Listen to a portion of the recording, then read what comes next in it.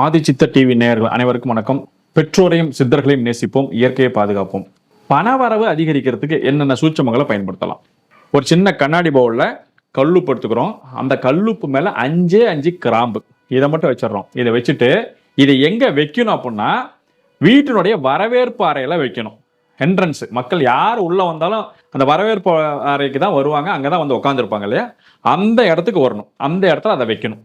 அந்த இடத்துல வச்சுட்டு மற்றவங்க பார்வைப்பட்டாலும் தப்பு இல்லை, பார்வைப்படலனாலும் தப்பு இல்லை, வச்சுட்டீங்க அப்படின்னா ஆட்டோமேட்டிக்காக அந்த இடத்துல இருக்கக்கூடிய எதிர்மறையான ஆற்றல்களை எடுத்து நேர்மறையான ஆற்றல்களை உருவாக்கிட்டே இருக்கும்.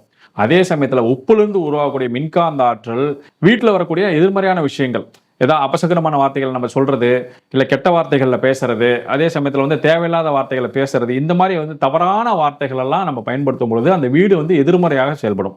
அந்த எதிர்மறையான ஆற்றலை மாற்றுவதற்கு தான் இந்த உப்பு, சாம்பிராணி, ஊதுபத்தி, வெண்கடுகு, வெள்ளை குங்குளியம், இந்த மாதிரி நிறைய பொருட்கள் வந்து எதிர்மறை ஆற்றல் மாற்றுவதற்கு தான்.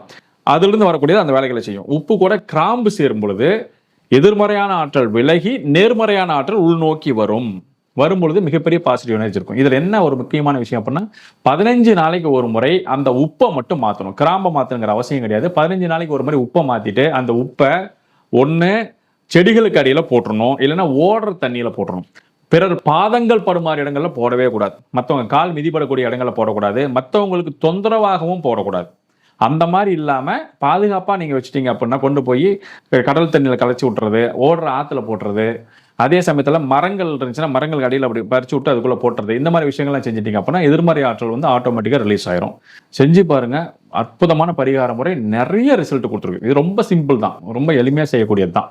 கிராம்பு அடிக்கடி மாற்றணுங்கிற அவசியம் இல்லை, உப்பு மட்டும் மாற்றினா போதுமானது. ரொம்ப சூப்பராக இருக்கும், செஞ்சு பாருங்க, நல்லா இருக்கும். நன்றி.